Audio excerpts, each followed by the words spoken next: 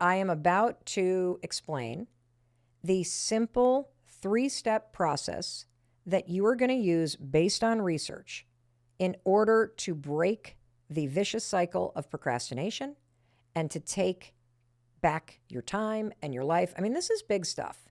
And I'm going to warn you, like a lot of things that I share, at first glance, it might sound kind of stupid. This one might even sound a little schmarmy, but this is all research based. And in fact, I have a copy of the 5-second rule book right here with me. I'm on page 145, which is where chapter 11 begins, which is all about the science of procrastination. Step number 1 to breaking this cycle. When you catch yourself procrastinating, forgive yourself. Step 1. The next time you catch yourself procrastinating, step 1 is forgive yourself. And there's a really profound reason why. Procrastination is not about laziness. It's not about a lack of discipline. It's not something you do because you're dumb. Procrastination is a coping mechanism. You just have a desire to feel good right now, and you deserve that. You have a desire to lessen the stress in your life, and you deserve to lessen the stress in your life. I get it. And this first step, to forgive yourself, this comes from research from Dr. Peichel. By the way, he has been studying procrastination for 2 decades. I mean, just imagine that. Studying procrastination for 2 decades. That is a dedicated person right there, and we thank you for your service to all of us. His research found that people who forgive themselves are less likely to procrastinate again. In fact, there was a study that he did. I want to turn to the page. I got the book right here. He co-authored a paper about how students who forgave themselves for procrastinating were less likely to procrastinate on their next test. It sounds silly, but part of the problem that psychologists have uncovered is that when you're somebody that procrastinates, you're really hard on yourselves to begin with. In fact, being hard on yourself is one of the major causes of why you're so damn stressed. And so taking a moment and forgiving yourself, and you've got to actually have a talk with yourself where you are sitting there like, oh my God, 2 hours just went by. Wow, I must be really stressed out. I forgive myself for just blowing off 2 hours on social media. And you know what? I can spend the next hour setting my day up tomorrow for success. Or maybe you see all your bills and you realize you haven't opened those suckers in 2 months. Just go, wow, I haven't opened my bills in 2 months? I must be really nervous about this. I forgive myself for not doing that. And you know what I'm going to do? I'm going to just do the best that I can. I'm going to face this head on. Because the next step that you're going to take, once you forgive yourself, you got to recognize that you're doing it. Why? Because patterns and habits repeat unless you replace them. And so noticing that it's a pattern, catching yourself, forgiving yourself, that is a way we're going to break this pattern.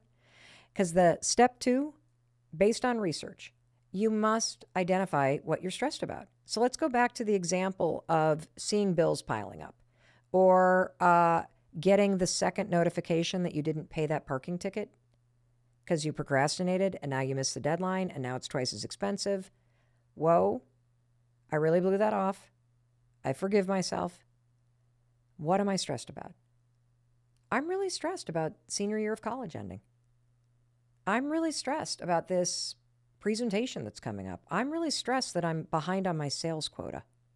I'm really stressed that my spouse and I haven't really talked for the last couple of days and they're really mad at me.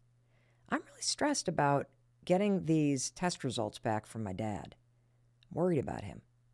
When you identify what you're actually stressed about, it loosens its grip on you.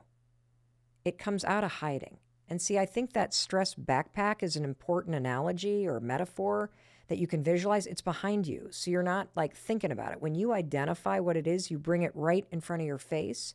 And because you're now identifying the source of the stress, it loosens its grip. And now what you're going to do is you're going to ask yourself, well, what would the future me want to do right now? Vidi, the artist in you that has already finished her portfolio, what does she want you to do right now? You've forgiven yourself. You've acknowledged what's stressing you out, which is the relentless pursuit of perfection. What does the future you want you to do? Or Mel, You're zipping up your pants and that bread basket is in there, and, you forgive yourself for blowing this off for so long, and you acknowledge the stress that you feel because you are getting older and this makes you feel like you're not in control of what's going on. What would the future Mel that had gone to see the doctor and has got this in place, what would she want you to do right now? And so that's what you're going to ask yourself. What does the future you want you to do right now? And it might just be the future you being the person that's waking up tomorrow morning. If you're sitting on the couch, 2 glasses of wine in, and you realize you've procrastinated for the last 5 hours, and you've acknowledged it, you've forgiven yourself for doing it, you've acknowledged the stress that you feel because, you are in a fight with a friend or a boyfriend or whatever. What is the you that's going to wake up tomorrow morning want you to do right now? I'll tell you what that you wants you to do. They want you to get off the couch. They want you to pack lunch for tomorrow. They want you to brush your teeth and turn off the TV and the phone and read 10 pages of nonfiction and get a good night's sleep. That's what the future you wants you to do. The future you does not want you to slip back into that vicious cycle and spend another 3 hours watching cat videos and memes and TikTok videos, which we both know is exactly what you would do if you didn't break the cycle by forgiving yourself for doing it for 3 hours, acknowledging what you're stressed about, and then deciding what the future you wants you to do instead. And then finally, use the 5-second rule. Why? This is not just listening time, people. This is doing time. We always say that about the Mel Robbins podcast. Use the 5-second rule. It's one of the most effective science-backed starting rituals on the planet for creating a new habit or pattern. And all you're going to do is you're just going to start. Because after you've forgiven yourself and you've validated what's stressing you out, and you've tapped into the future you who is kicking ass and taking names and needs you right now, I just want you to start for 1 minute. So Vidi, when you sit down tomorrow morning and that self-doubt is there and that procrastination kicks in, no problem. Use the steps. And then 5, 4, 3, 2, 1. Start drawing for 1 minute. And here's what we know based on the research. Once you make that first cold call, you're likely to keep going. Once you start writing that first sentence on this chapter, you're going to keep writing. Once you hit record on the video, you're going to keep going. Once you fill out the first name, last name line on the application you need to fill out, you're going to keep going. Once you pull up your resume template and you start writing, you're going to keep going. Because the problem isn't your ability to do what you need to do. The problem is you've been trapped in this stress and trauma and nervous system triggered vicious procrastination cycle. And look, I know this sounds like, really? Oh my God. Mel, come on. I was listening to this because I want to be more productive. I want to make more money. I want to get more shit done. I want to have more life balance. Now you're telling me productivity. It's about forgiving myself. It's about calling forth the future me. Why would I want to try that? Well, let's hear a word from our sponsors. And when we come back, I will tell you why. YouTube, you enjoying this? Great. We make these videos for you. You're watching the Mel Robbins podcast. And I want to make sure you've subscribed to YouTube. And I also want to make sure, please support this show. If you're enjoying this, if you're loving this, share these episodes. I know you got people in your life that are struggling with this, so please share this episode. Please subscribe to this channel. All of that helps us grow, and that helps us continue to bring this to you for zero cost. And you know I want to do that for you. Mwah. Back to the show. So why would you want to try that? Let me tell you why. Because procrastination is a habit, and this habit becomes a very vicious cycle. And that's exactly where Vidi is trapped. So let her tell you what it feels like when you don't nip this in the bud. When the vicious cycle of procrastinating on her art and her work is now creeping into other areas of your life. The worst part of all of this, whatever this is, self-doubt or whatever, wanting to be perfect, whatever this is, the worst part is that this doubt, this fear is slowly seeping into all areas of my life. I know this is affecting all the relationships in my life. And I am just worried that this will take over and destroy everything I love. So I think the question is rather, how can I relearn to believe in myself? How can I relearn to believe that I deserve all the good things that come my way and that I am good enough? How can I learn that? Vidhi, I love that. I love that you reframed the question because that is what this is about. See, I told you procrastination was not about productivity. And I also told you that the thing that triggers it was going to surprise you. And that's why this topic is so important. I say every day that it is never too late to wake up and be the person you want to be. And you deserve that. And here's the truth on how you do that. You have to act like you believe in yourself before you believe in yourself. I'm going to say that again. You want to learn how to stop doubting yourself? You want to learn how to believe in yourself again? You want to learn how to not be so afraid or full of doubt or full of perfectionism, which, by the way, is something you learned in order to cope with crap that was going on in childhood. Perfectionism, everybody, is what you do in order to protect yourself from rejection. There's a huge, huge connection between your desire to be perfect, procrastinating, and the fear of rejection. And so using these tools, you not only are going to break the pattern of procrastination, you have a roadmap for the actions that take you to the future you. Because again, you have to act like you believe in yourself before you do believe in yourself. So let me just make this super, super detailed for you. Vidhi, when you wake up tomorrow morning and you sit down in that chair and you walk through these simple steps that I have just taught you based on the research, when you start drawing, you are acting like you believe in yourself. And notice you started drawing before you did believe in yourself. That's why this is so powerful. When you see yourself acknowledging that you're procrastinating and labeling the stress and forgiving yourself for getting triggered by it, and then 5, 4, 3, 2, 1, doing it anyway, because you're the kind of person that picks up the phone or picks up the pen or walks out the door or says that thing or does that thing, and you keep doing that consistently, you know what's going to happen? You're not only going to get the results that you want, you're going to believe in yourself because you're going to see yourself doing the work to get the results that you want. It begins with the action. And that's why I say the Mel Robbins podcast is not a listening podcast. It's a doing podcast. It's in the doing that you become someone new. You cannot wait to feel ready. You cannot wait to feel motivated. You cannot wait for procrastination to disappear. It doesn't work that way.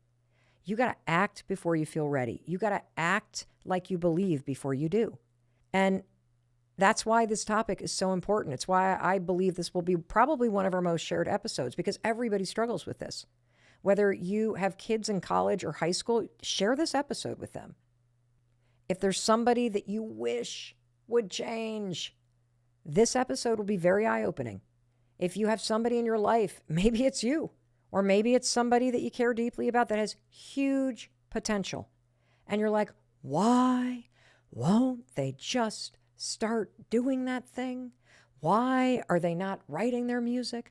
Why are they not starting their channel? Why are they not applying to nursing school? Why don't they believe in themselves? Why don't they just do that thing? I'll tell you why. They're stuck in a vicious cycle. And now you understand it. So send this episode to them so they can understand it too. And tell them it's a message from their future. You need to bookend this change. And so today we're going to focus on the components of $1 million morning routine. And these are all based on research. And the thing I want you to think about is this. I really believe in something called behavioral activation therapy.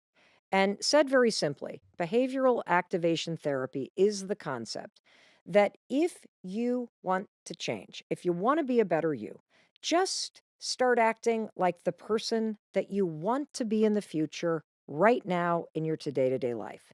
That the actions that you take today are what will turn you into the person that you want to become. And look, I know you have a vision for yourself. There is a version of you that you hold in your heart and in your mind that you see that is a better version of the person than you are right now. The you that has a better, more fulfilling job or career, the you that is truly enjoying a deeper connection in your relationship or marriage, the you that has better eating habits, better physical habits, the you that really is experiencing a better connection to the meaning and purpose in your life. That life that you envision, you're capable of achieving it. You can do the work to make that version of yourself a reality, but it's not going to happen out of thin air. You got to put in the work. And I personally believe that that work begins first thing in the morning. That every single morning you can wake up and experience a clean slate. You can wake up and you can create a morning routine. Not that the you right now likes, but the morning routine that the future you needs. And the bottom line is whether you consider yourself to be a morning person or not, a morning routine is essential. A morning routine is like the first domino. Let's just agree that every single day of your life, you wake up and you have the opportunity to create a new experience in your life. And that first series of decisions that you make, which are basically your morning routine, it's like the beginning domino that falls. And if your morning routine sucks, like my morning routine used to suck, the first domino that falls in your day is procrastination, stress, anxiety, depression, suckiness. And that tends to trigger a whole lot more of that. Now, let's talk about the other option. Have you ever had a morning where you rolled out of bed because you had to be somewhere? You actually met a friend at the gym, and the exercise class was not only not that bad, it was kind of fun, and you felt really energized and proud of yourself for going? And you were set up for the meeting that you had, you were prepared. What's it like when that domino falls? It feels good, doesn't it? It makes you feel confident and alive and proud of yourself. It kind of creates this energy and this motion in your life. And that brings me to a simple statement. The solution to almost all the problems in your life is your morning routine.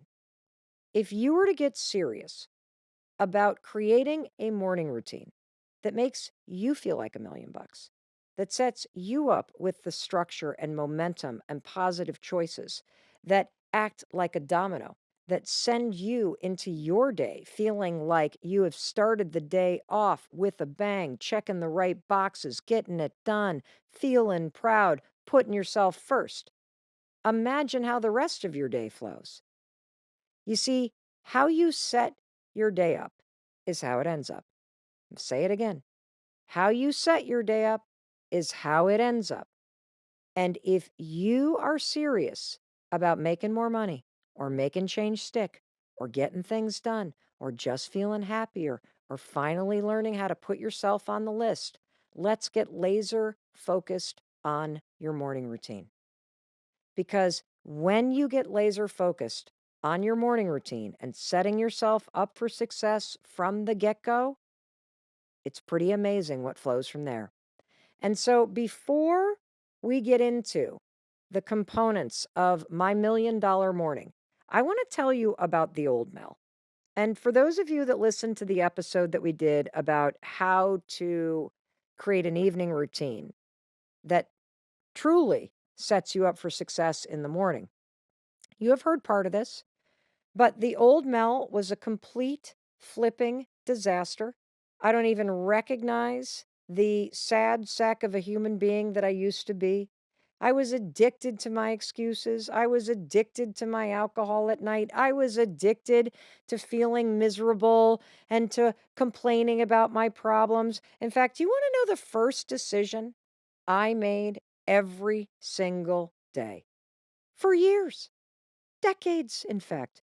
The very first decision that the old Mel Robbins used to make, I'd hit the snooze button. Now let's just stop and unpack that, okay? You wake up, the alarm goes off, the sun is out, you have a brand new day in front of you. There are people around the world that died in the middle of their sleep last night. They didn't get another day. But you, my friend, you got another day.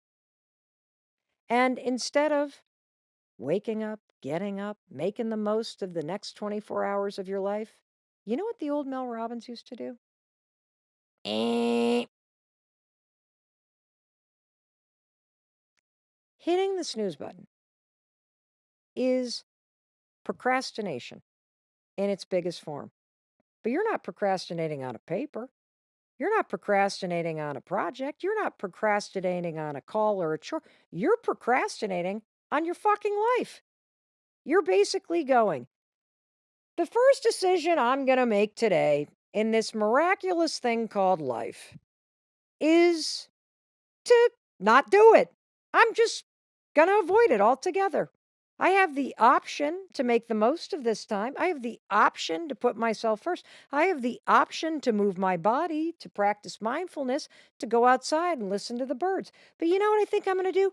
I think I'm going to procrastinate. I think I'm going to avoid it. I think I'm going to roll over. I think I'm going to just opt out. And for me, I can now see that since the first decision I made was to avoid doing what I needed to do, it's so fucking obvious why I was a chronic procrastinator, because I began every day like that. And as you hit the snooze button and you avoid facing your life and you avoid facing the day, you're not feeling confident. You're not feeling energized. You're not feeling in control and empowered. You are basically embodying your excuses, your fears, your anxiety, your frustration, your fatigue. It all begins with the decision you make first thing in the morning. I believe that.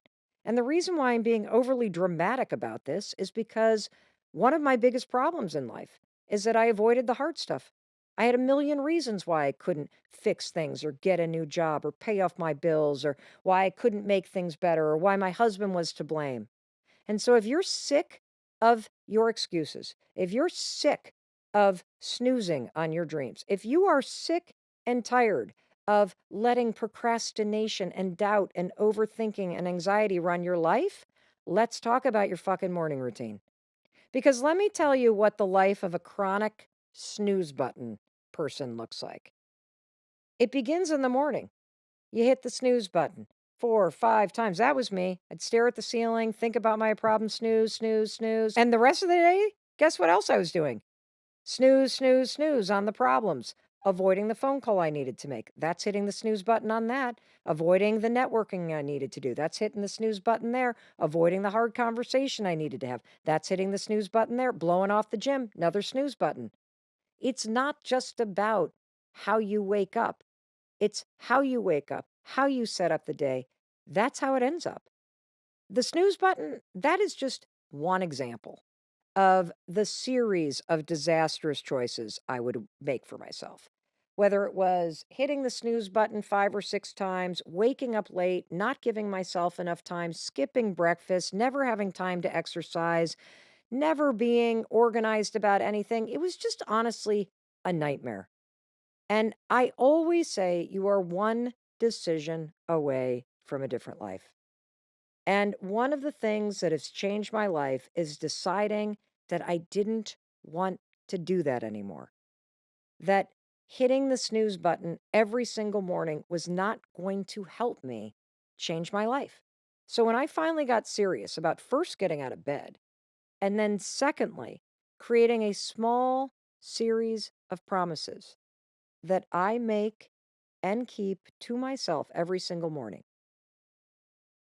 it was a game changer. Before we get into the components of this simple morning routine that, honest to goodness, I mean, it's been such a game changer for me. Can you explain the cycle? Because I think a lot of us are on the cycle, but we don't realize it. Yeah. So, like you, right around 2 o'clock, we have a colleague who I adore who always has dark chocolate. Yes. And I've worked with her for long enough that now 2 o'clock rolls around and I am looking for the candy, looking for the chocolate. Explain the craving cycle so that we can spot it when we're in it. Because I'm assuming that is a craving cycle I'm in. Okay, this is the best way to think about the craving cycle. Okay. When you eat something that you badly crave, it's pleasure mixed with pain. So discomfort. So you're eating it, but you're almost like, oh, should I be eating this? When can I get this again? Am I having too much? It's like, it isn't a pure pleasure feeling. It's a pleasure. And then when am I going to get it again? I need to stop eating it right now. Most people can identify, based on this description, some foods that trigger that in them. And it could be a warm chocolate chip cookie. It could be, you just eat it and you're like, oh, I can't wait to have this again, or I'm eating too much. And that's the craving cycle right there. And, alcohol is very typical for people because I have women clients who say to me all the time, I crave that glass of wine or 2 glasses of wine at the end of the day. And it's almost like if I don't get it, I'm irritable. And I don't feel right. And that's the cravings pathway right there. So it's interesting to hear you describe it like that because I'm sitting here trying to think, have I ever felt that with an apple? No. I'm like, no. Have I ever felt that with broccoli? No. But I do feel that in both the case of chocolate. I feel it sometimes in French fries. Yep. Or if we go to a great bakery, as I'm starting to shove a croissant the size of my man hand here, I've got pretty large hands, that I feel that conflict. The first bite is heaven. Yes. And then I start this conflicted inner dialogue around it. What is actually going on inside of us that creates that inner conflict? It's the dopamine. Oh. Dopamine release also activates neural pathways that make us feel uncomfortable, agitated, almost like, that's why it's so, if you understand that dopamine pathway that we're describing, now you think about it and you see why people get irritable. They have poor mood, make bad decisions when they are consistently releasing dopamine from foods or video games, Instagram. We live in a world where you could actually deplete your dopamine and you'll feel exhausted. And it'll feel like ADHD. You can't concentrate. Mm-hmm. It will feel like you're not really interested in anything anymore. Life isn't, you don't want to go work out. It sounds like burnout. Yeah. It's your dopamine pathways can get burned out in this world that we live in because there's so many excessive releases that if you play the video games, you eat the sugary food, and so many of us do so many of these things. Like I said, I was that person. And at the end of the month or day, week, you're like, I feel irritable. I don't feel, unless you have all those things, you feel uncomfortable and irritable. Can you explain the biology of hunger and cravings? Yeah, it's extremely important to know the difference and to know the difference, what's happening in your brain and your body. Okay. When you're hungry, you have hunger hormones like ghrelin that are released to tell you to get nutrients from food. It's the way we survive in this world. And cravings, on the other hand, also have to do with survival, but it's telling us to go for the high impact foods. Okay. So cravings is the pleasure hormone cycle. It's a whole different pathway. Does not use ghrelin. It is going through the dopamine pathway. Oh. Completely different area of your brain. Hunger and cravings are completely separate. Now, they obviously pair together in many ways, like when women diet all the time. If you have lived in this world and you have ever been on some crash diets like I have, your dopamine levels, meaning your cravings, go up, but so does the volume of your ghrelin. Why?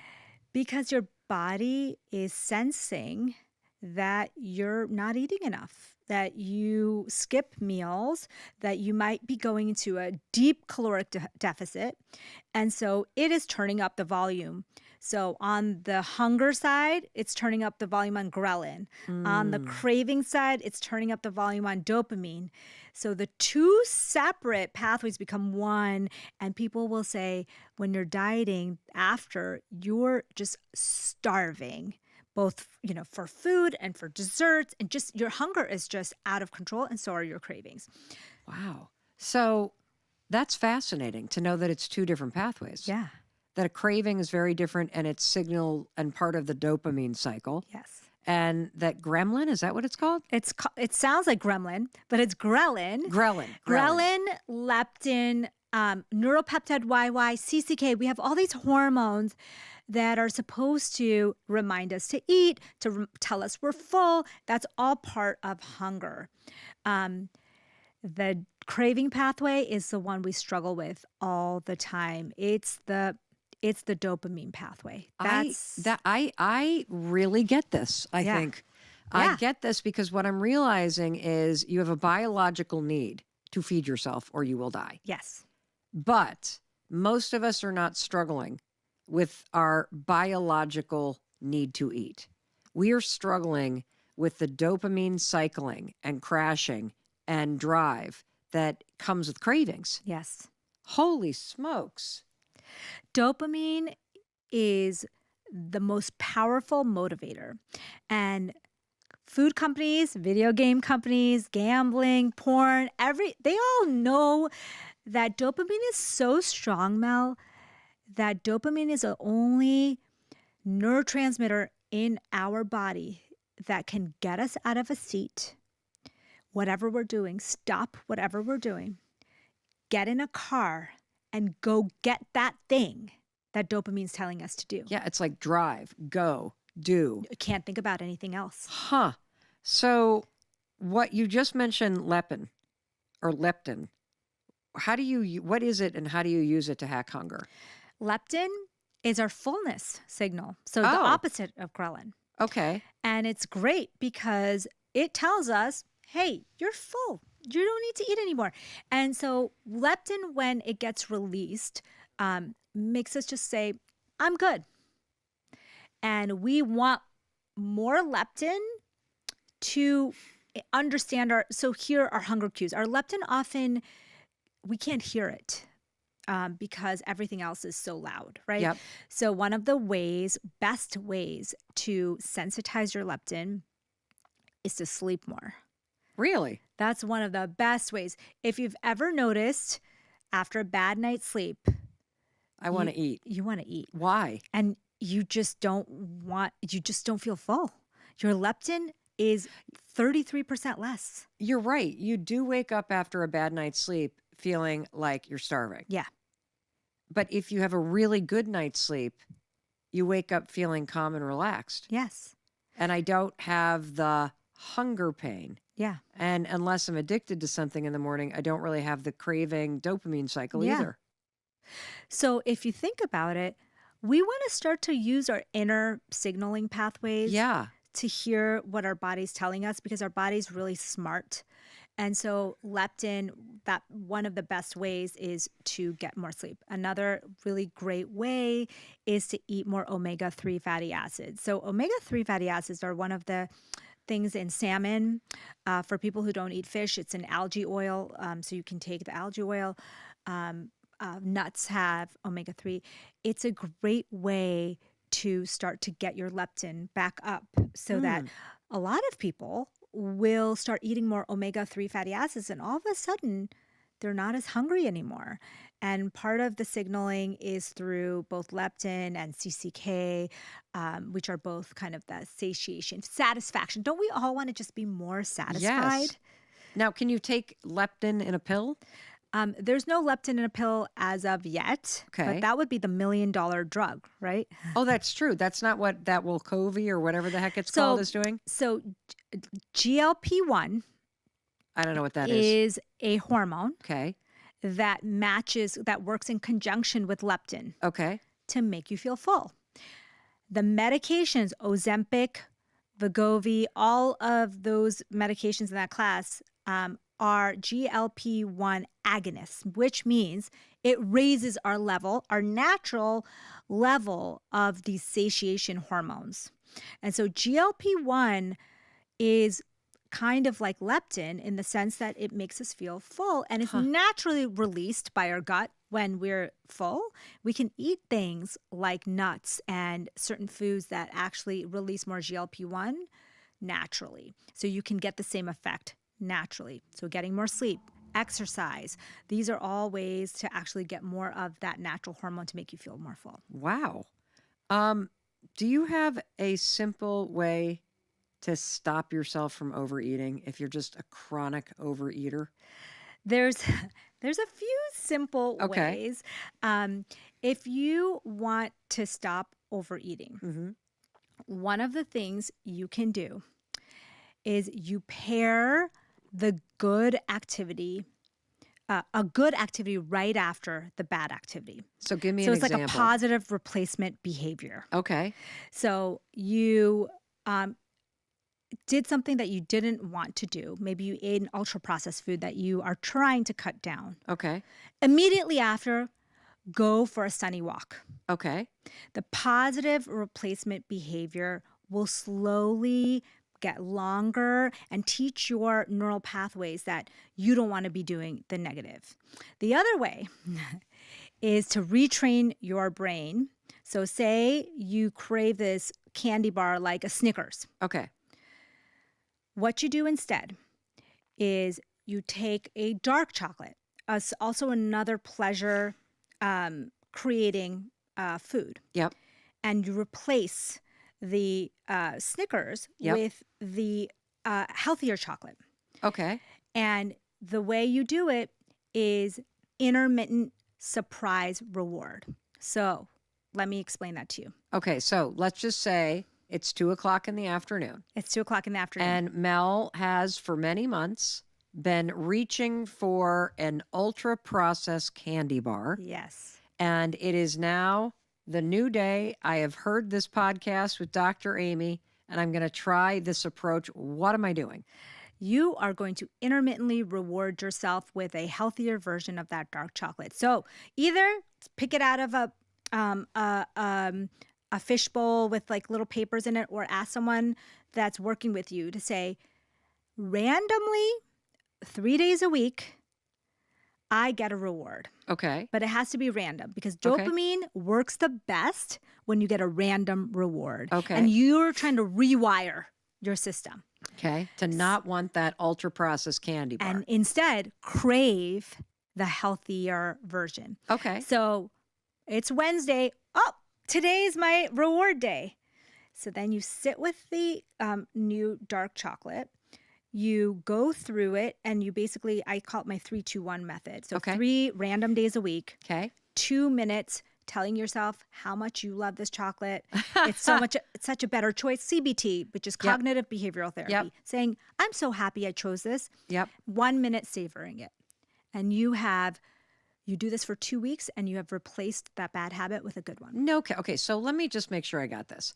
So if it's 3-2-1 method and I'm picking 3 days this week, could I, if I don't have somebody to do this with me, could I just set an alarm in my phone Yes. randomly?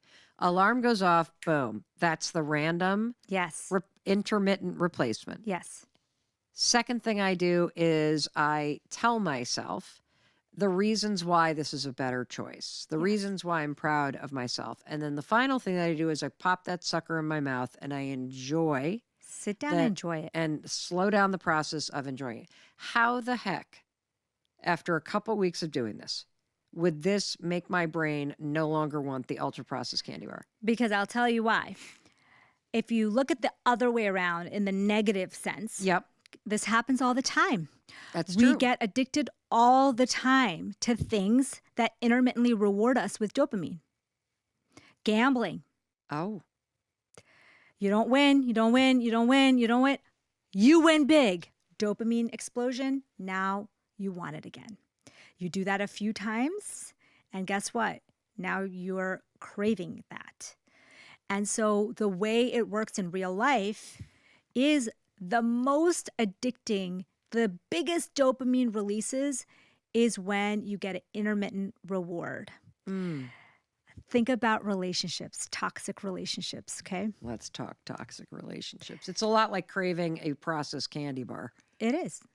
And that guy or gal gives you the intermittent rewards. They give you what you need, just enough to keep you craving and going back for more. You know how this works. This happens all the time, especially in this new dating world where you won't hear from someone and then you will, and it kind of keeps you hooked on that person. And the people who do it often know that intermittently kind of giving them love, attention, and affection will be enough to keep them coming back for more. It's so true. Because if you think about either the times in your life when you've been stuck in that pattern, or if you have a friend or a family member who's super annoying and is stuck in a very toxic relationship dynamic, what do? They spend a lot of time arguing and explaining those intermittent, inconsistent moments where the person actually was a good person, but he actually did do this. They followed through. Yeah, they followed through. And so if I go back to the candy bar idea, this is so fascinating. Do you still eat the ultra processed candy bar during the 2 weeks that I'm trying this intermittent reward thing? You could, but the ideal version would be to take that and give yourself a new kind of addiction or a new craving that is a healthier craving. So you can do that with anything, but candy bar to dark chocolate is a great example. We can do that with so many different things in our life, but food, you can create new memories, new craving pathways, because we have a lot of memories. Dopamine has neural pathways from when you're a kid. So reversing those are tough. You have to do this that's what I'm saying. You got to do it for a few weeks to really feel like now you've replaced that behavior. Wow, I think I'm going to try that with drinking. Yeah. Tell me about psychobiotics. What the heck are those, and how do they help you stop this cycle of craving? They found that there's certain gut bacteria, and they call them psychobiotics because those gut bacteria that's present in people who have depression are the same. And there's gut bacteria that are people that are always like happy or they have a positive outlook on life. They have a specific set of gut bacteria. They noticed that there are even studies where you can take Prevotella. You can take... What's Prevotella? It's a type of bacteria. You can take Lactobacillus, a type of bacteria. Okay. You can add Should I take this? Like, now I'm starting like, where's my pen? I don't know what to do. I want to be happy or not depressed. And I don't want to be eating that chocolate at 2:00. Dr. Amy, help me. So the world of psychobiotics is the next foray for mental health. Because, it sounds sexy, psychobiotics. Yeah, like it is that you can actually change your brain through the bacteria in your gut. So this is very similar to what you said about food and mood. Yes. So if you start to take what Dr. Amy's saying very seriously, she is making the case for why ultra-processed foods are fucking your mood up and keeping you trapped in these cycles of craving and dopamine that make you feel miserable, that make you feel out of control. And now, if I'm tracking correctly, we're going a layer deeper. Because if we get specific about the bacteria that you put into your gut, the stuff that's going to break all that crap down and that's going to create some sort of magical elixir in your gut that will then ChatGPT send the message up to your brain, that this has implications for depression, for anxiety, for all kinds of mental health stuff. Is that what you're saying? That's what I'm saying. And it's not just anxiety and depression anymore. It is autism, Parkinson's, it is ADHD, it is every single mental health condition that we are struggling with in our modern world seems to be stemming from that bi-directional. Like I said, they talk to each other both ways. The brain and the gut. The brain talks to the gut talks to the brain. And now we're learning that we left this whole half on the table. In terms of the gut, you're absolutely right. Because if you think about it, everybody, we have been addressing mental health from the neck up. And we've been addressing it typically with talk therapy or some sort of pharmaceutical drug that presumably acts on your brain and your neurotransmitters. But aren't the majority of your neurotransmitters in your gut? Yes. People will say to me, well, those neurotransmitters in the gut are so far from the ones in the brain. But what's fascinating is that we're seeing a very tight correlation. Like I said, they talk to each other. And when your gut is producing lots of dopamine, serotonin, these gut bacteria are signaling to the brain in at least 4 different ways that we know to also release dopamine and serotonin. And so what they're doing is they're sending signals through the nerves. They're sending hormones. They're sending these things called short chain fatty acids, which the gut bacteria make these things called short chain fatty acids, and they go to the brain and they make it feel happy or sad. So we are now aware of at least 4 different ways that what's in your gut is affecting what's going on in your brain. So, Dr. Amy, give me the list. What are the bacteria I need to be taking?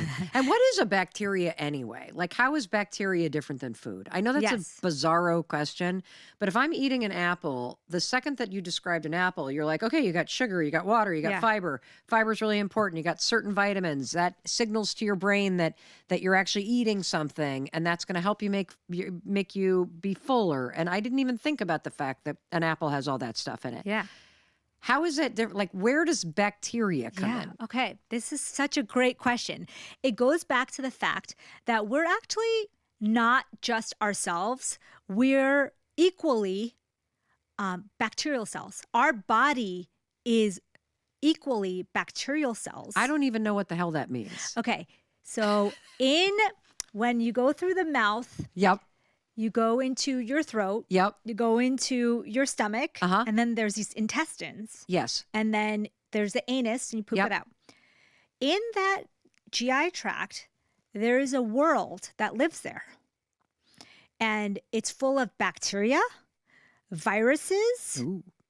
and even protozoans. So people think of like these organisms. It's almost, there's a world that is living inside of your body that doesn't belong to you. Whoa.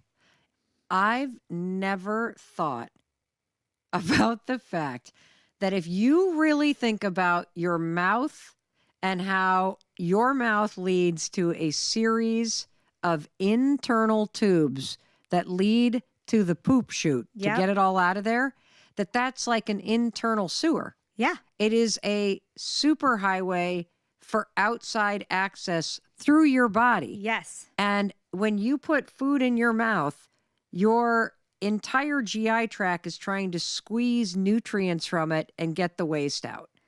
And guess what? They can't do it without the thick lining of gut bacteria that go all the way through to the anal opening. So what I'm saying to you is that there's more bacteria. There's like a thick bacterial lining. Huh. And there's just like one layer of our own cells that do the work that Wow. we need to be done. If we didn't have the bacteria in there, what would happen? We would damage our body all the time. How so? What we are learning now is that as we are modernizing, our thick layer is becoming thinner layer. Uh-huh. And then there's areas that aren't even thin. It's almost like blank, and it's just our one layer of gut cells.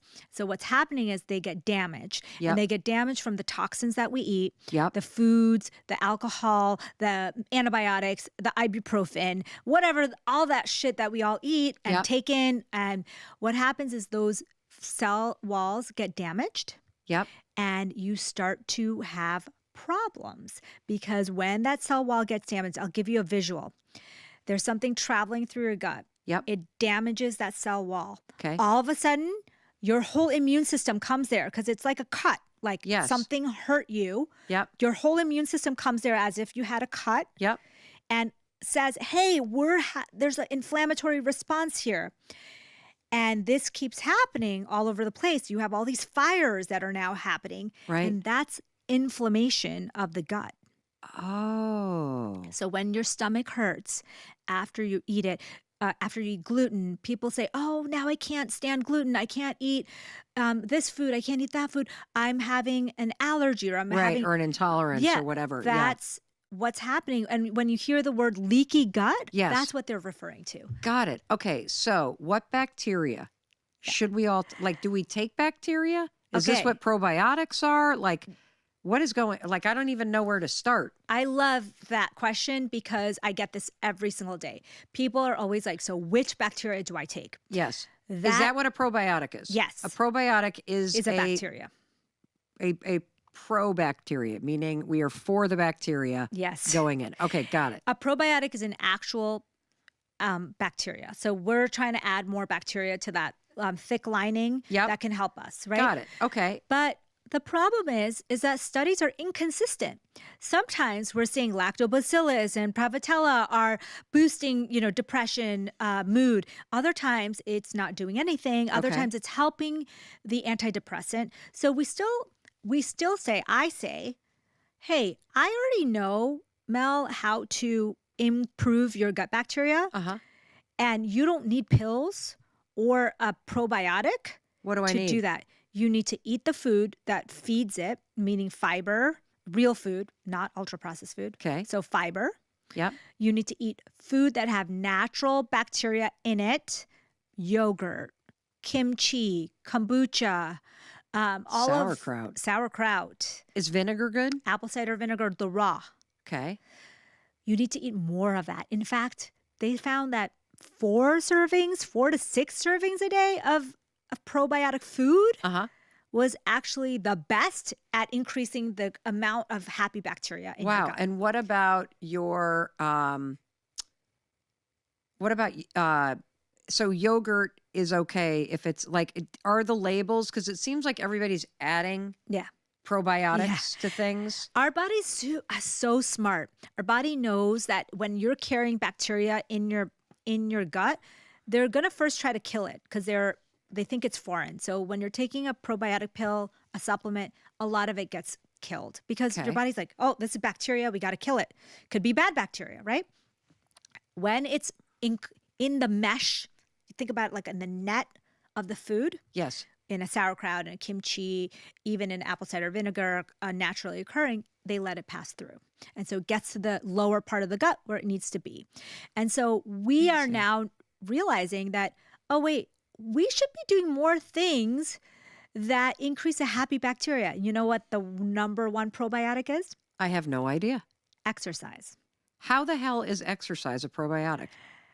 Gut bacteria love when you move. Okay. And they produce this thing called short chain fatty acids. And I mentioned short chain fatty acids before when I was talking about the brain gut connection. When you exercise, those short chain fatty acids go to the brain, go all over the body and calm the inflammation. They calm your brain. You feel good. And they grow the bacteria in the gut. It's a signal. That's so cool. All right. So the instructions are actually very clear. The science that explains why this is so important is profound. It's very clear based on the case that you're making that if you were to focus on whole foods or mostly whole foods, and you were to really become diligent about removing as many unprocessed or unhealthy in terms of fried and processed foods from your diet, you would see a significant change in your mood. You would see a significant change in your energy and a significant change in your overall health. If you add in exercise, not only because it helps boost the natural production of bacteria, but we also now know, based on this new research study, that a change in your diet and consistent exercise can be more effective than taking an antidepressant and going to therapy for depression, because your body is designed to heal itself and to run properly. And even if you have spent a lifetime jamming Big Macs down your face and you feel stuck in this craving cycle, that you can reverse this. We're talking about people pleasing. And I'm really excited because we have a great question from a listener named Courtney. Hi, Mel. This is Courtney from Louisiana. I have a question for you. I have learned through therapy that one of my issues with self-love stemmed from trauma growing up. And through therapy, I've learned to release a lot of that trauma and discovered more self-love, which in turn has made me a different person. I've learned to create boundaries. My question is that I find family members are close friends that have been with me for most of my life. A lot of them don't like the new me with self-love. I think they see the new boundaries sometimes as rejection, as a wall. I've heard family members say, when I, say that won't work for me or things of that nature, that it's rude, unkind, unflexible, difficult. But I'm just wondering if other people have discovered that a lot of times once you kind of enter a world of more self-love and more authenticity, if you feel a sense of rejection from others. Courtney, I absolutely love this question. And in particular, I want to focus in on the word rejection. When you start putting yourself first, do you feel rejection from others? The answer is yes. And I want to now talk a little bit about why and explain a really interesting connection between your brain and the way that your brain processes stress or discomfort and this tendency that we have to please other people instead of making the right decision for ourselves. So, you know how you're in that moment? Let's just use the example of me and this pool table. For years, I knew that I wanted to disassemble the pool table. And I would walk past the room, and there it is, like a New York City bus sitting in the middle of a room in a small farmhouse. And I would feel this tension in my body because I knew what I wanted, which was, could I disassemble this and not disappoint my dad? Could I disassemble this and not be the world's worst daughter? How could I do that? And that tension between what I wanted, which was to have that room back, and this pain that I knew it might cause my dad, it created this like really awful discomfort inside of me. Like even the idea of making the phone call, I thought about making that phone call to my father for years. And you want to know what kept me from not making that phone call? The discomfort that I felt in my body. People pleasing is not about other people. People pleasing is your inability to tolerate that discomfort. So many of us resort to keeping the peace or staying quiet or not picking up the phone because we're terrified of creating more discomfort in our bodies. And that is what the heart of people pleasing is, that you just don't like to feel the tension of what if they're upset? What if this? What if that? And this goes all the way back to childhood. And there's a lot of research around this. In fact, based on research, this discomfort that you feel when you know that what you want is at odds with how somebody else is going to feel, the discomfort's normal. You're actually wired this way. And this has to do with the fact that we as human beings are designed to be in groups. We are designed to bond with other people. And when what you want, putting yourself first, is at odds with how somebody else is going to feel, it's at odds with your own wiring. And this is according to research from Dr. Juan Dominguez of Monash University in Melbourne, Australia. Dr. Dominguez says we avoid confrontation because of this uncomfortable sensation, and neurologically, it triggers you to try to just make the uncomfortable situation go away. Brain scans actually show that your prefrontal cortex, which mediates decision-making, and the anterior insula, which is involved in the experience of your emotions and body sensations. It shows way more activity than other regions in the brain when you're in a situation where what you want is in confrontation with somebody else. What you're experiencing and what I'm experiencing every single moment. When I walk past that room, I see the pool table. I know I'm like, God, I would love to just disassemble that, but I can't do that to my dad. He's such an awesome dude. It is such an amazing gift. What kind of a selfish piece of shit am I to even think that thought? When you feel that wave of distress, that's cognitive dissonance.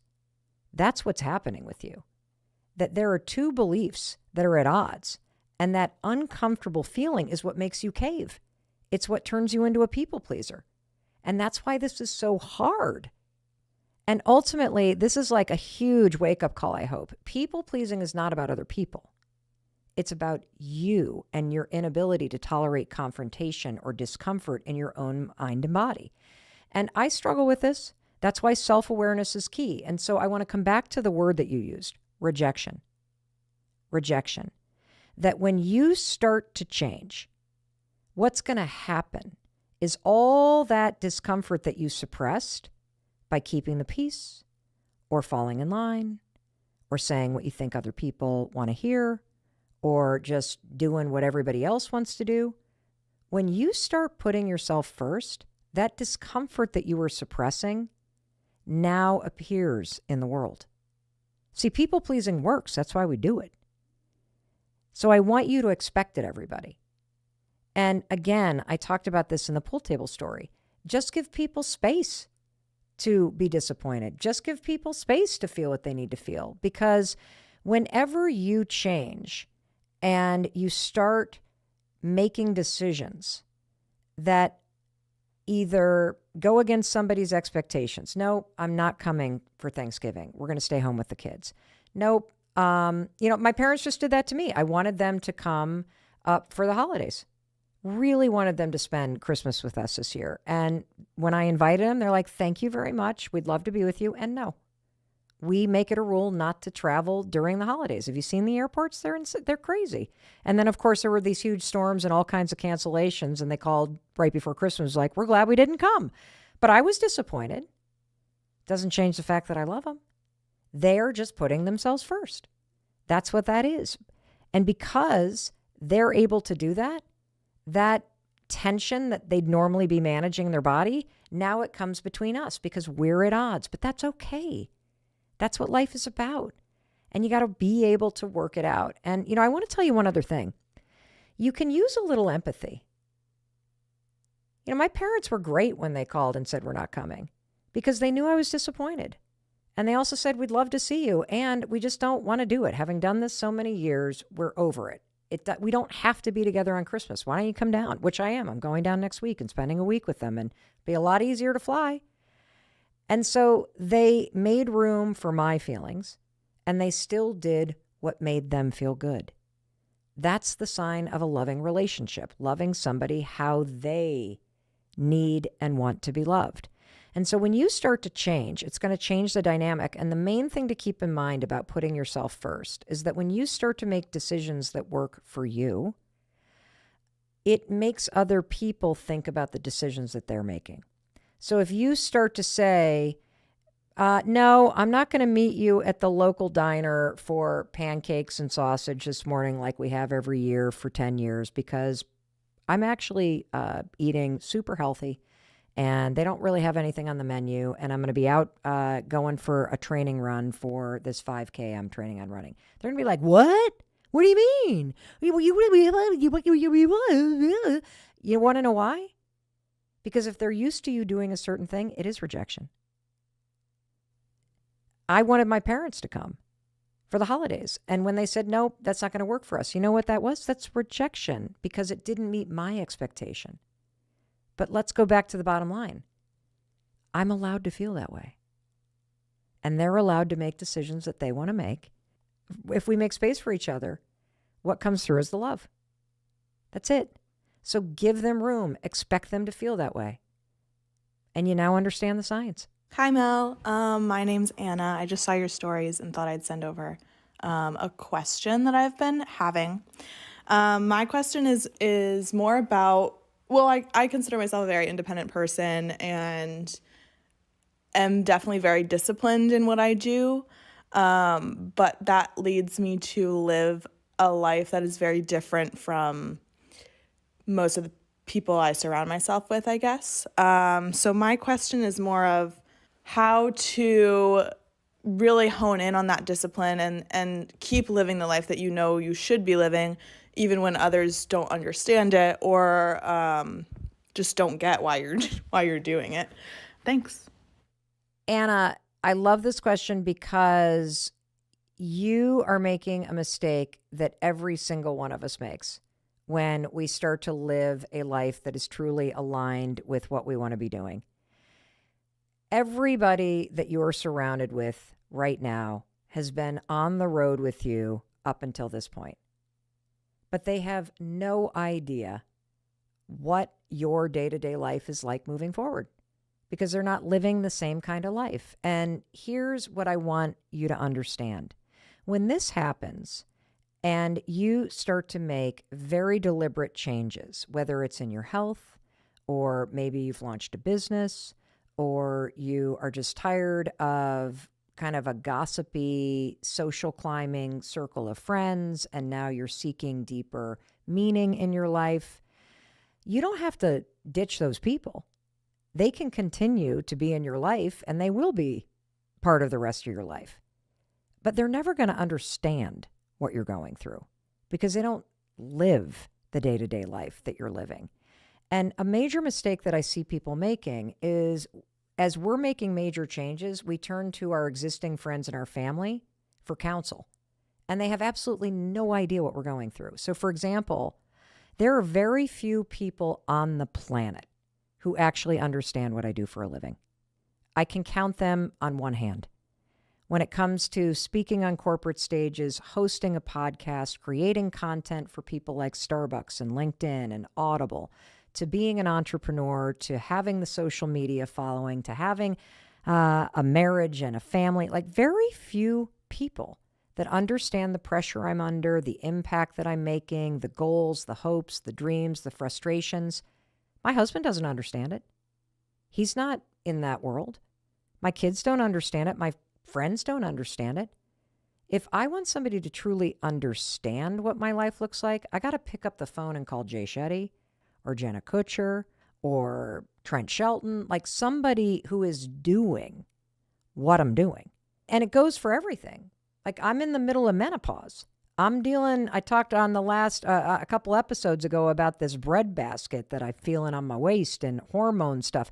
I'm not going to go to a 28-year-old fitness freak in my family and ask them for advice about my stomach. They don't understand what I'm going through. And so I'm making this point because when it comes to people pleasing and when it comes to putting yourself first, the way that you continue to create discipline is twofold.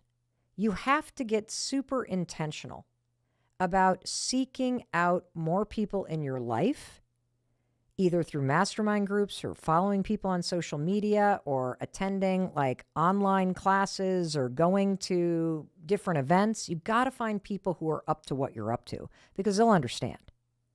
They'll support you. And you have to stop seeking validation from the people that are already around you, because that's not why you're doing this thing. And here's one more thing I want to tell you. Why do you care what they think? You already said you're independent. You already said you're putting yourself first. Why on earth would you seek validation or advice from somebody who you wouldn't trade lives with? Just stop asking people who are miserable or unqualified to validate your happiness, your life, your choices. You got to validate yourself by making decisions that work for you. Stop looking for validation from other people, particularly other people who don't even understand themselves or what you're doing. Because if they can't understand themselves, if they don't understand what you're even trying to do, there's no way in hell they're ever going to understand or endorse what you're doing. Instead, start looking to people who have made the changes that you want to make, who have the values that you want to make. Not only do they understand what it takes to make this change, but they also have the confidence and the track record and the experience to cheer you on. Well, we've covered a lot of ground, and I think you're starting to realize, wow, this people-pleasing thing isn't really about saying no. It's about self-awareness. It's about my ability to catch those moments where those uncomfortable feelings rise up and to tolerate them. It's about my ability to know that there are going to be times in my life where I'm going to be making decisions that people that I deeply love are going to be disappointed by, and I can make space for both. There are going to be times in my life where I'm pursuing a change in my lifestyle that nobody around me understands, nobody else is pursuing, and I got to stop this default of seeking validation and advice from the people who don't understand what I'm doing. And when you learn how to do that and start making decisions that really empower you in the long run, your life is going to change. It's going to be more meaningful. It's going to be richer, deeper. You're going to feel more agency and control in your life. And I know what you're thinking right now. I know here's what you're thinking. Mel, dear God, do I want this? But if I'm the kind of person that has never, ever, ever put myself first, how the heck do I even know when to do it? And let me tell you something. First, you have to go back to the beginning and become self-aware, and you have to get deliberate about defining the person you are becoming. Let's hear this final question from a listener to this podcast named Nella.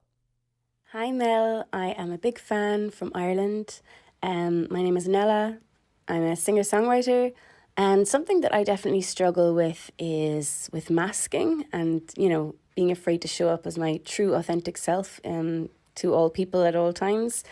Yeah, just any advice would be amazing on how to just get better at doing that and have the confidence to just be my authentic true self all the time.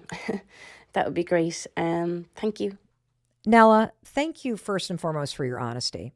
But I'm going to say something a little provocative. You kept saying the words true authentic self, authentic self, authentic self. And I want you to stop and ask yourself, do you even know who you are? Do you know what it means when you say, I am my true authentic self? And the reason why I'm asking you this question is because I don't think most people do. I think we want to be our authentic selves. Of course. But what does that even mean? Listening to your question, it reminds me when I was writing The High Five Habit, there was a woman who wrote to me from Ireland, and I ended up getting on the phone and then on a Zoom call, and I spent a lot of time talking to her, and she is in the book. And I want to bring this up because I want to make a point about the pressure that we feel to conform. So in this example of the woman from Ireland, she was writing about the fact that she wanted to get a divorce. That is her true authentic self. Yet she had been delaying doing this for 7 years because of the pressure of the Catholic Church, because of the disappointment of her mother, because of what the priest might think, because of what the whole freaking country of Ireland might think. And so I'm highlighting this because for some of us, people-pleasing is even deeper than sort of this discomfort. It's the social norm. Like you wouldn't be caught dead in some cultures or in some religions or in some households veering from the norm. The pressure is so intense, it's just the air that you breathe. And for many people, that is the case. And so if that's you, you might not even know what the authentic you is because you have been told for so long by your country, by your religion, by your family, by the community you live in, by whatever, who you're supposed to be. And I'm going to give you a really important exercise. I want you to just imagine that you are a screenwriter, that you are about to write a movie about the real you. Write a character description and describe a day in the life of the real you. Remove the country you live in, remove the religion you grew up with or you didn't. Remove the stories that you've been telling yourself or the pressure you feel or the disappointment or what other people think you should or shouldn't do. And write the story, a day in the life, of who you are at your core. When you would wake up, where you would live, where you would go, what kind of work you do, what kind of friends that you have. What are your habits? What do you love doing? Who are you laughing with? This is such an important exercise because, again, remember, I told you that people pleasing, it's a balance. And it begins with you truly knowing yourself. And if you don't really know who you are because you've always been told who to be and you've spent your life feeling like you do nothing but conforming, this is a really important step for you to take. Because people pleasing at its core is you believing the person that you are deep inside that it's not good enough. You're not good enough. And based on what we've talked about, you can start to change that. But you really have to go through the steps of getting curious about who you are for real. And if the idea of you having a conversation like I did with my dad, or you telling somebody that you're not coming over for dinner because you're tired, and that's the truth, or saying that, nope, you can't borrow my pickup truck again, I don't lend it out anymore. If that makes you really uncomfortable, here's a tool that you can use to start to experiment with that moment of discomfort. And the tool is called switch. And this comes from research. You don't have to say yes. You're going to go from saying, sure, I'll let you borrow my car, or sure, we'll come to Thanksgiving, or sure, I'll do that, or yes, yes, yes, yes, yes. Instead of saying no, switch it to a pause. I'll think about it. Let me check my calendar. I'll get back to you on that. When you switch your yes to a pause and you buy yourself some time, you're going to feel a little less pressure. For example, when you say, let me get back to you, 20 minutes later, you can email back and say, thank you so much for the invitation. I'm booked. Or send no over text if it's too hard to say it in person. Or say no over the phone if you don't want to say it to their face. But switching from feeling the pressure to say yes to putting yourself in a pause, that's what I want you to practice. Because if you can say, I'll get back to you, let me think about it. You got time to settle those uncomfortable feelings. Because remember, it's not about the other person. It's about you not being able to tolerate that discomfort that rises up. And then you immediately make the discomfort going away by going, oh, okay, fine, I'll do it. No. Switch into pause. Switch into pause. Because in that pause, you're going to find some peace. In that pause is where you're going to find that balance. And I'm going to give you one more quick little example about how this works. So last week, I was in Las Vegas, and we were on day 15 of a 16-day business trip. And we landed late, and we did a tech check because I was delivering a speech in the morning, and we were about to head up to the hotel. It was 8 o'clock at night, and I turned to my friends, and I'm like, we should probably get something to eat because we haven't eaten since lunch. I know it's late, and we're going to get up early, and then I'm going to have to race and do the speech, and then we're going to race to, and we're not have any food in our stomach. So we went straight to the steakhouse that was in the casino. We walk in there wearing sweats off an airplane. It is 8:30 at night. This place has a freaking DJ in the bar. People are thumping and bumping and glitters and sparkles everywhere. They seat us right away in the bar at a high top. The three of us order immediately because we are going to shovel down that food. I got the filet mignon and some mashed potatoes, and we got mocktails. And right above our head was this speaker that was like boom, boom, boom, boom, boom. Like we were, I mean, it was like 0 to 1,000 inside this place. I was not ready for this. I just wanted to get some protein in my stomach and get to bed because I had a speech to give and I was exhausted.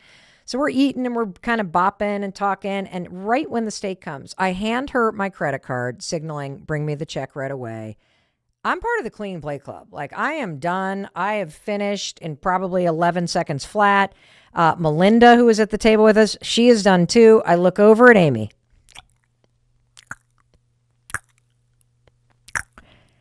She is eating in slow motion. She is enjoying every bite. I think she is engaged in a mindfulness meditation with this steak and salad at this point. And as I assess what is left on her plate, I think, this is going to fucking take her 20 minutes to eat. It is 9:30 at night. I am exhausted. This is the moment I'm talking about, everybody. This is the balance. Because the wave of discomfort comes up in my body. I want to leave. I want to go to bed. And I don't want to be a douche. I mean, here, one of my closest friends is sitting here enjoying a salad. We've been on the road together. I'm like a ride or die kind of person. What kind of a jerk leaves their female friend alone at a high top in a bar with a salad that has 85% to go in terms of completion just because they're tired? I do. That's a joke. It's a balancing act. I said to myself, well, what's really going to serve me? And what's really going to serve me, because my number one job is to kill it in that speech tomorrow, is to ask Amy if it would be okay for me to go upstairs and just go to bed. And I felt that discomfort because the old Mel would have been like, I would have just sat there because it would be rude to leave somebody. And oftentimes we don't even ask. We don't even ask. And Amy's sitting right over there. So Amy, I want you to get on the mic because I rode the balancing act. I used the tools and I turned to her because a lot of this is also about the context and it's about how you say it. It's not what you're saying, it's how you say it. And so you don't have to be like, I'm leaving. Ugh, out of here, bitches. That's not what I said.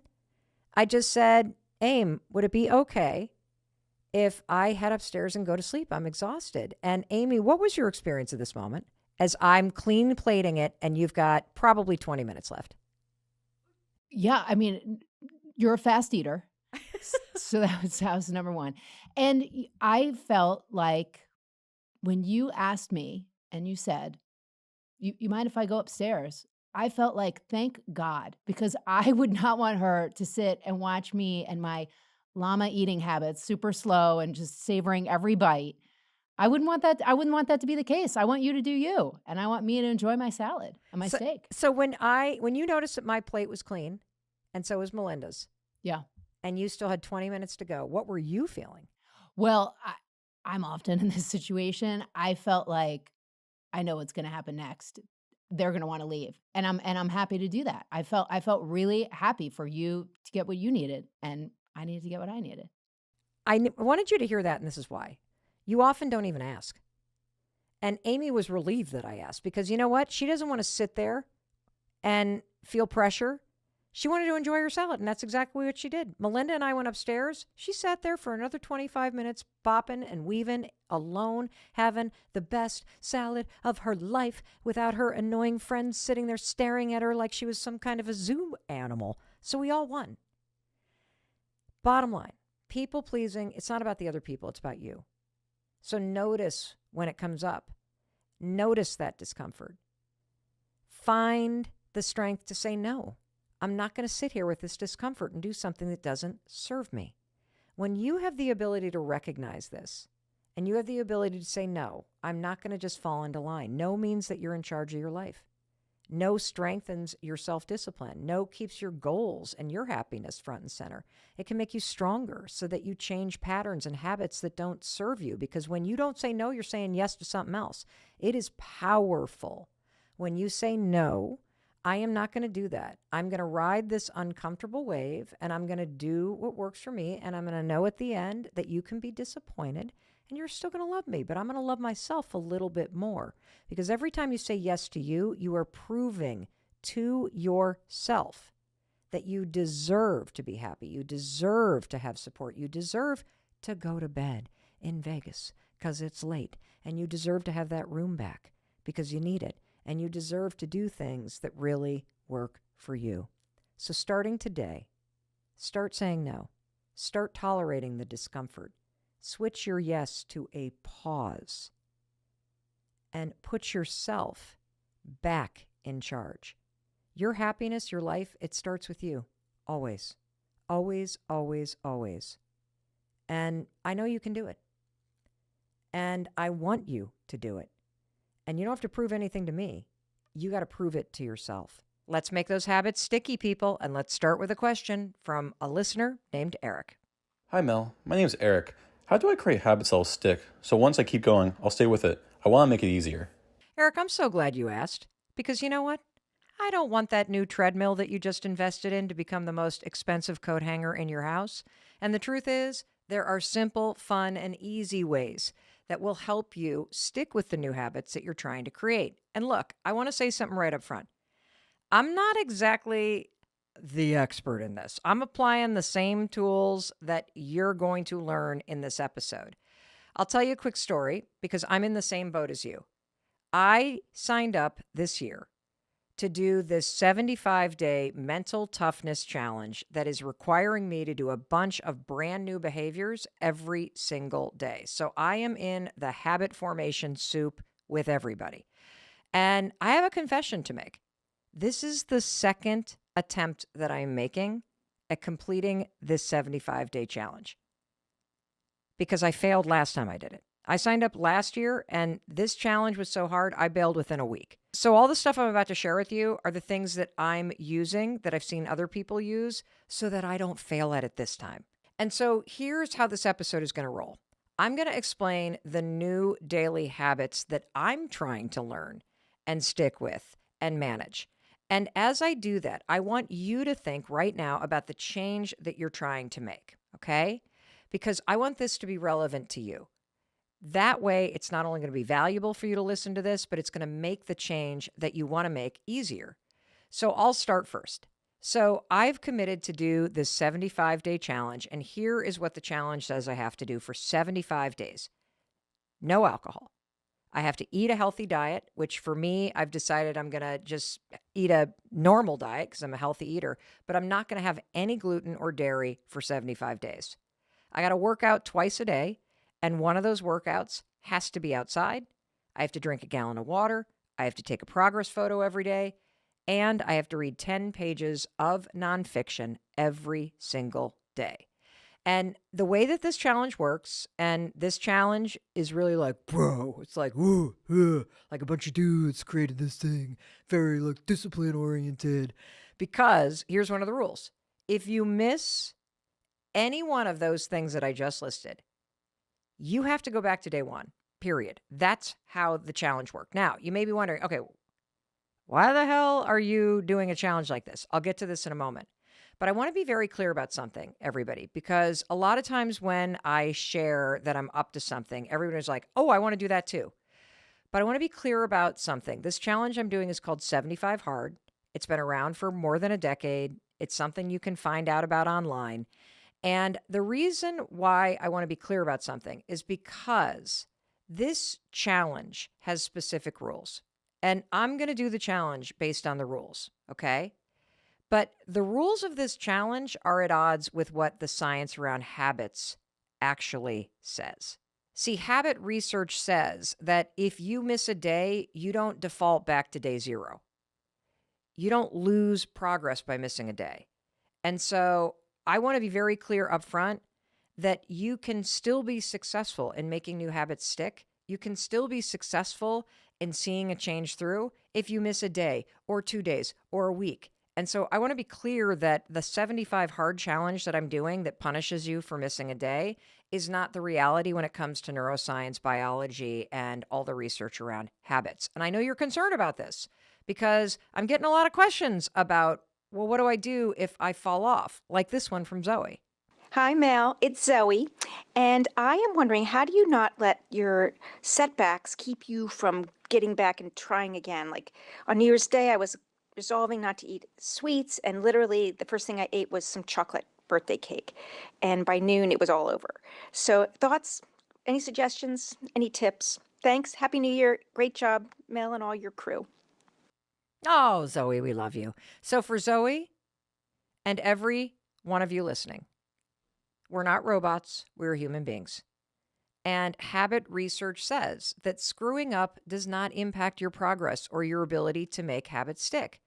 In life, unlike this challenge, 75 Hard that I'm doing, if you miss a day, all you do is miss a day and then move forward. That's it. And research shows the new neural pathways that you create, Zoe, once you start the new habit of trying to remove sugar from your diet, they're still there. And we know this based on research from Dr. Philippa Lally at the University College of London. And there's something else. It's called the what the hell effect. Science says you're not behind. The problem is that in our mindset, we have this, quote, what the hell effect. You think, oh, one mistake, I ate the cake, what the hell? I guess I'm screwed, I better not do that. And this comes from Duke researcher Dan Irely.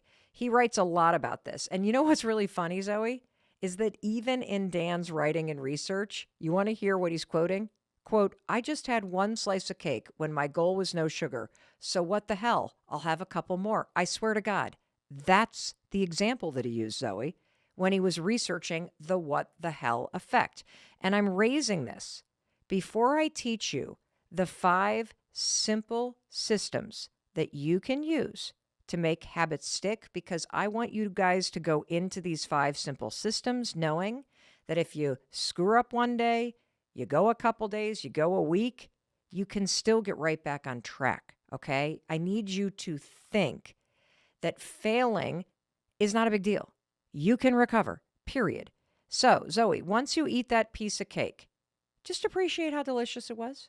Savor the moment, and then get up, walk around the house, shake it off so that you don't eat another slice. Recognize, oh, here's that what the hell effect. I'm not going to fall for it. And then get right back to your promise. Cut yourself some slack and keep going. That's all you need to do, Zoe. And there's one final thing I want to say to Zoe, though, and any one of you who has made a promise and within 4 hours you broke it. Let's have an honest conversation here. Do you actually want to give up sugar? Do you actually want to exercise every day? Do you really mean it that this is the year that you're going to start that business? And I'm saying that to you as a friend. We just did an episode on the science of goal setting. And I want you to go back and listen for real. If you're somebody who chronically makes these resolutions or goals for yourself, and then within the first day or two, it's out the window. And the reason why I'm asking you to go back and re-listen to the episode we did on the science of goal setting is because if this is like a chronic pattern for you, I suspect that you're not in touch with why you want to stop eating sugar. Because remember in our goal setting episode, in order for a goal to be achieved, it has to have 2 components to it, the will and the way. And the will means that this goal is personally relevant. You want to do it. And so I suspect, Zoe, that if you're already eating cake 4 hours into this thing, you're missing the will. And that's not willpower, by the way. This has to do with intrinsic motivation. The reason why you're quitting so fast is because you're not in touch with why you want to quit sugar. So go back there. If you set goals and you don't have any why, the how, like you're going to fail before you start. And so that now brings me back to why on earth am I doing something called 75 Hard? What is my why? Why am I doing something so challenging? Because identifying that is important. No, it's critical to me not bailing within a week this time. And I want you to think about your why, whether that's eating keto or saving money or finishing the manuscript or becoming more organized or getting back out there and finding, somebody to share life with. Whatever it is, get in touch with your why. And it's important that you do that before I tell you these 5 science-based systems and hacks. And I'll tell you why I decided to do this mental fitness challenge. It's simple. I want to play a really big game in life and have a personal breakthrough. It's really simple. This year, I want to play an even bigger game in life. And I also want to have a breakthrough in personal discipline. It's that simple. That's my why. Plus, a bunch of my family members are doing it this year, and I really wanted to be a part of it.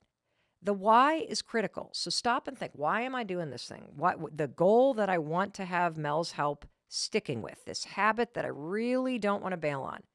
Why is this important? Now, 75 hard for me, I should be calling it 75 brutal. Because the truth is, I have not gone 75 days without having an alcoholic beverage since I started drinking when I was 16 years old. And when I think about cutting out dairy and gluten, which is something I want to do because I get a lot of sinus congestion, and so I'm curious to see if dairy or gluten is the reason. But cutting it out for 75 days? I mean, that's what I eat for breakfast. Hello, cereal. Hello, oatmeal. Hello, coffee with cream and sugar. Hello, sourdough toast with bread. Now I'm starting to wonder, why on earth did I make myself do this? Oh, yeah, that's right. because I'm tired of having sinus issues and I'm tired of having my gut feel funky. And so here's what I figure. If I can make these 6 things, exercising twice a day, no alcohol, sticking to this diet, reading, water for 75 days, you want to know what? I can fucking do anything. And that leads me to yet another takeaway. If you feel stuck right now, if you feel like you're in a rut, if you just got dumped or fired, or you're going through a divorce, or you put on more weight than you've ever had, or you're just feeling kind of lost in life, you have no clue what you want to do, here's a tip from your friend Mel Robbins. If you don't know what to do in that situation, sign up for something challenging. Train for a marathon. Commit to doing something that feels hard as hell and that pushes you outside of your comfort zone. Something that forces you to add something new to your life, like a training run every single day, or a class where you're going to learn something, or a meditation challenge, or hell, 75 harder. How about this one? If you don't know how to swim and you're an adult, it'd be pretty confronting to go to your local Y and sign up for an adult beginner swim class and learn how to swim, which is a life-saving skill. Or maybe you want to sign up for tango lessons and you've always thought about how fun it would be to dance in competitions. See, what's interesting about a challenge of something scary and hard is it forces you to level up every area of your life, because you won't be successful adding this challenge into your life and completing the goal if you don't change your life and your habits and the systems of your day-to-day life in order to be a person who can achieve this goal. It literally shocks you to your core when you sign up for a challenge. And it reminds you, I'm more powerful than I think.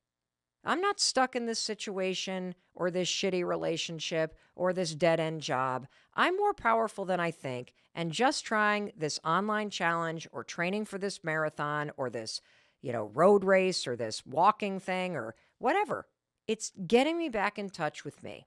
Hey, it's Mel. Thank you so much for being here. If you enjoyed that video, by God, please subscribe, because I don't want you to miss a thing. Thank you so much for being here. We've got so much amazing stuff coming. Thank you so much for sending this stuff to your friends and your family. I love you. We create these videos for you, so make sure you subscribe. Mwah.